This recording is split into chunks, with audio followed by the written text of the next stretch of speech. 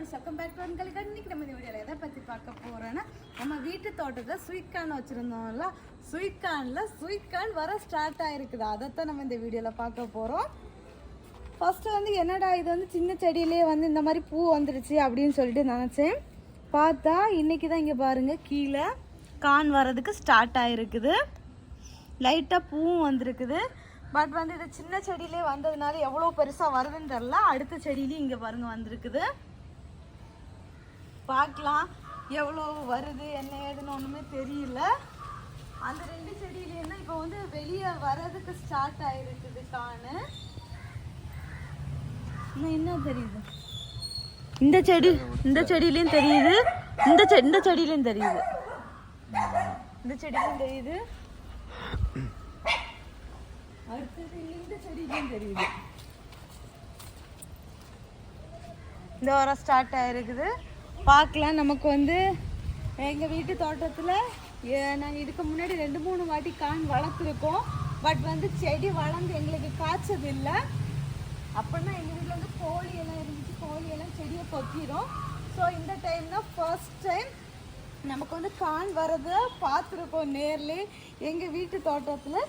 So வந்து எப்படி வருது விளையுது அப்படிங்கிறத வந்து அடுத்தடுத்து அப்டேட் தான் கொடுக்குறேன். அதுக்கப்புறமா இடையே வந்து நாங்கள் வந்து மிளகாய் செடி வச்சு விட்ருந்தோம். மிளகாய் செடியும் கூட சூப்பராக நல்லா அழகாக வந்துட்டுருக்குது பாருங்கள். நல்ல அழகான க்ரோத்து தான், சூப்பராக வந்துட்டுருக்காங்க.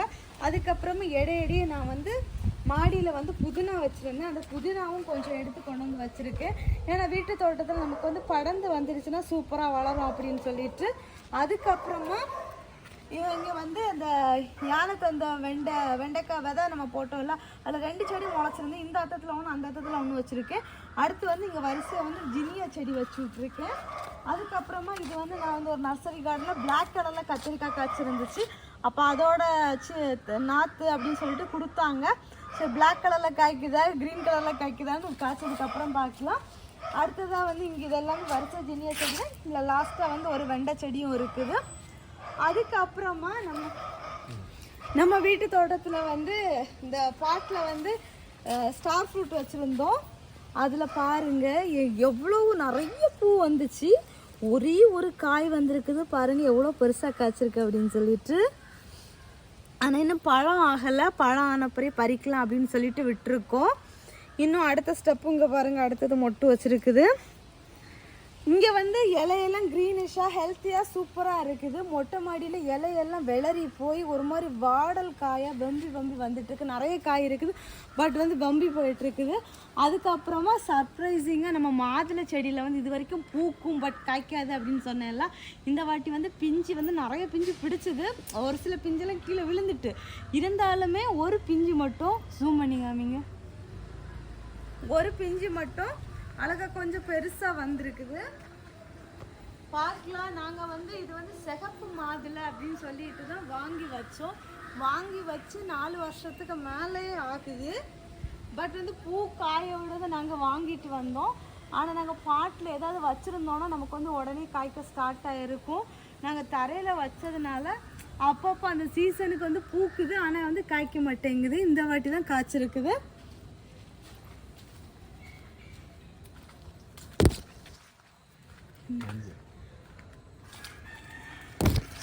அடுத்ததாக வந்து நம்ம இங்கே வீட்டு தோட்டத்தில் வந்து அந்த மாடியில் வந்து ஒரு வெள்ளை கஸ்தூரி மஞ்சள் எடுத்தோம்ல, அந்த மஞ்சள் வந்து கீழே வந்து நம்ம வந்து இப்போ பயிர் பண்ணியிருக்கோம். அது வந்து எல்லாம் வந்து இப்போ தான் முளைச்சி சூப்பராக வரதுக்கு ஸ்டார்ட் ஆகிருக்குது. எல்லாமே வச்சதுலேருந்து செம க்ரோத்து சூப்பராக தடுத்து வந்துட்டுருக்காங்க. இது எடுத்து வச்சு கொஞ்ச நாள் அப்படியே லைட்டாக முளை தட்டினதுக்கு அப்புறம் தான் நாங்கள் தரையில் ஊனோம். அதனாலே நினைக்கிறேன் சூப்பராக நல்லா அழகாக வளர்ந்துருக்காங்க. அடுத்தது வந்து இங்கே வந்து இந்த ரோயில் வந்து இஞ்சி வச்சுருக்கோம். ஆனால் வந்து இஞ்சி வந்து அதே மாதிரி சேம் முளை தட்டினதுக்கப்புறம் தான் வச்சோம். ஆனால் வந்து எந்த ஒரு ரெஸ்பான்ஸும் இல்லை. மண்ணோட மண்ணாக தாந்துடுச்சா என்னெல்லாம் தெரியலை. பார்க்கலாம் எப்படி வளருது அப்படின்னு சொல்லிட்டு. அடுத்தது இங்கேயுமே ஒரு ரோ வந்து இந்த மஞ்சள் வச்சு விட்டுருந்தோம். அதுவும் ஒரு சில இடத்துல வந்து முளைச்சி வந்திருக்கு, ஒரு சில இடத்துல இன்னும் முளைச்சி வரல. பார்க்கலாம். அடுத்தடுத்த வீடியோவில் வந்து நான் அப்டேட் கொடுக்குறேன். அப்புறமா நம்ம வீட்டு தோட்டத்தில் வந்து ஒரு குட்டி சேஞ்சஸ் பண்ணியிருக்கோம், அதையும் உங்ககிட்ட காமிக்கிறேன். இந்த இடம் வந்து இதில் வந்து ஓப்பனாக இருந்துச்சு. இப்போ வந்து இதை நம்ம வந்து தொட்டி மாதிரி கட்டி எடுத்துருக்கோம். எதுக்காகனா இந்த செடிக்காக. இங்கே பாருங்க எவ்வளோ அழகாக க்யூட்டாக பூ பூத்துருக்காங்கன்னு. 3 அடுக்கு ஈக்கிள் முல்லைன்னு சொல்லுவாங்க, இருவாச்சுன்னு சொல்லுவாங்க. நல்ல மணமாக இருக்கும். பட் வந்து இதில் வச்சதுலேருந்து பூவே பூக்கல. அதுக்கப்புறமா வந்து இது வந்து இந்த முல்லை செடின்னு சொல்லுவாங்கல்ல அது. அதுக்கப்புறமா வந்து ஆல்மண்டா எல்லோ கலர் அது வச்சுருக்கேன். அடுத்ததாக வந்து ஒயிட் கலரில் அந்த கொத்த பூ பூக்கிற ரோஸு அதுவும் இருக்குது. அந்த பக்கம் ரோஸ் இருக்குது காமிங்க.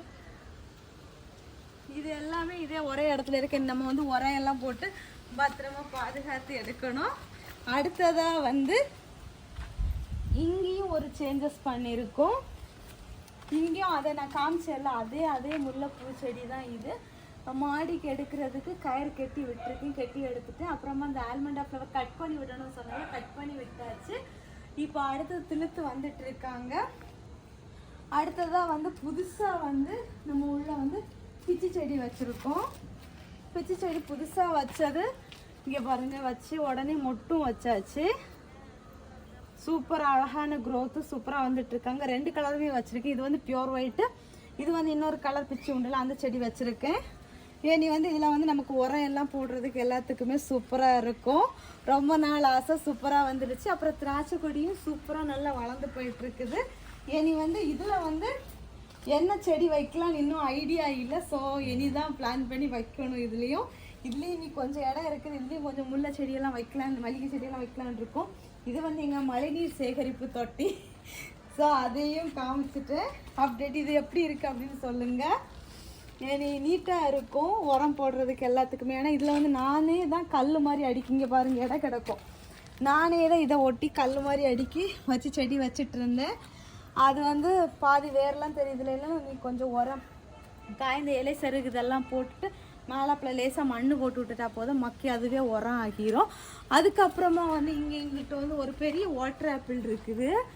இது வந்து நல்லா தளைஞ்சு பெரிய செடியாக வளர்ந்தாச்சு. ஆனால் வந்து காய்க்க மாட்டேங்குது.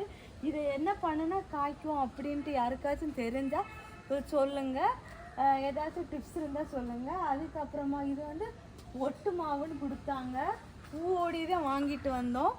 ஆனால் வந்து அது வாங்கிட்டு வரும்போது இருந்த பூ தான். அதுக்கப்புறமா பூக்கவும் இல்லை, காய்க்கவும் இல்லை. இந்த மாதிரி தான் போயிட்டுருக்குது. இதுக்கும் ஏதாச்சும் டிப்ஸ் இருந்தால் சொல்லுங்கள். ஏன்னா ஒட்டு வெரைட்டி பூவோட தான் வாங்கிட்டு வந்தோம். அதுக்கப்புறமா எங்கள் வீட்டுக்கு முன்னாடி இங்கே ஒரு கொய்யா இருக்குது. இந்த கொய்யாயுமே அதே மாதிரி தான் பூ மொட்டு காயோடு தான் வாங்கிட்டு வந்தோம். வளர்ந்துட்டே போகுது. எவ்வளோ ஹைட்டு பாருங்கள், மேலே மாடி வரைக்கும் ஹைட் வரைக்கும் எட்டியாச்சு.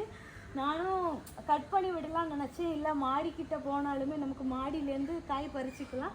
ஸோ அதனால நான் வந்து முறிக்கவெல்லாம் இல்லை, அப்படியே நமக்கு பால்கனிலேருந்தும் பறிச்சிக்கலாம், மேலேருந்தும் பறிச்சிக்கலாம் அப்படிங்கிற ஒரு ஆசையினால் அப்படியே விட்டாச்சு. ஸோ இதுவும் ஏதாவது காய்க்கிறதுக்கு ஏதாவது என்ன பண்ணலாம் அப்படின்னு சொல்லிட்டு சொல்லுங்கள். ஸோ அவ்வளோதான் இந்த வீடியோ. அப்புறம் மாடியிலேருந்து கொஞ்சம் செடியெல்லாம் நம்ம வந்து கீழே எடுத்துகிட்டு வந்துட்டோம். வெயில்னால ரொம்ப கரிய ஸ்டார்ட் ஆகிட்டு.